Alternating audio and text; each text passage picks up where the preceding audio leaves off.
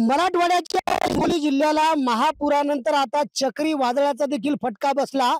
हिंगोलीच्या सेनगाव तालुक्यातील अनेक भागामध्ये चक्रीवादळ आलं आणि त्यामुळे दसरा सणाच्या शुभ मुहूर्तावरती शेतकऱ्यांनी ज्या झेंडूच्या बागा फुलवल्या त्या बागांची अवस्था या चक्रीवादळामुळे या ठिकाणी कशी झाली तुम्ही व्हिज्युअलच्या माध्यमातून पाहू शकता।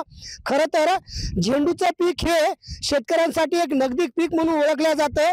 दसरा, दिवाळी आणि तुळशीच्या विवाह सोहळ्याच्या मुहूर्तावर ही सगळी फुले तोडणीला आलेली होती। मात्र कॅमेरामॅनला विनंती करेल की या झेंडूच्या शेतीमधली परिस्थिती जर पाहिली तर काल रात्री हा झेंडू असा उभा होता आणि आता हा झेंडू सरळ करायला गेल्याच्या नंतर पूर्णपणे तुटलेला आहे। झेंडूचं पीक हे नाजूक असते आणि असा उभा केला की पूर्णपणे तुटलेलं दिसतंय।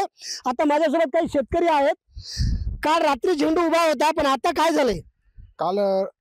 काल रात्री 3 वाजता आमचा झेंडू 30 रुपयात खरेदी मागितली होती। आजची तोड होती, आम्ही देलता सुद्धा पाण्याच्या भेव पण कारण अचानक रात्री 6 वाजता पाऊस आल्यामुळे 2 घंटे पाऊस चालला, वारं वावदन सुटलं, झेंडू पडला, बागवानाला फोन आला, ते म्हणले आम्हाला कशात लागत नाही। हो बरं, आता हा शेतकरी आहे झेंडू उत्पादक, सरकार तर झेंडूला नुकसान भरपाई देत नाही, पण काल रात्री झेंडू असा एकदम डोलदारपणे उभा होता आणि आता तुटलाय, काय वाटतंय? काय साहेब, आता कसं आहे, आता आम्हाला तर शेतकऱ्याला आड नहीर झाली, मराव का काय करावं। आता या पिकासाठी आम्ही जवळपास 40 ते 45 हजार रुपये खर्च केलेला आहे आणि आता हे जे पीक आहे तर हे अशा मोसम मध्ये येते की बस कास्तकाराचे देणं घेणं शेतकऱ्याच्या मागं असतं।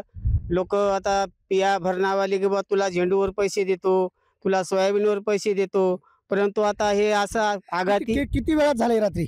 हे जास्तीत जास्त 25 ते 20 मिनिटांमध्ये समजा कार्यक्रम झाला। अत्यंत वाईट परिस्थिती आहे। जो झेंडू डौलदारपणे उभा होता तो झेंडू अवघ्या 25 ते 30 मिनिटांमध्ये चक्रीवादळाने भुईसपाट झाला आणि हा शेतकरी जो आहे झेंडू उत्पादक, तो सगळ्यात महत्त्वाचं म्हणजे सरकारच्या कोणत्याही नुकसान भरपाईच्या अनुसूचीमध्ये बसत नाही आणि त्यामुळं झेंडू उत्पादक शेतकरी पूर्णतः हतबल झालेला आहे। संदीप नागरे, साम टीव्ही न्यूज, हिंगोली।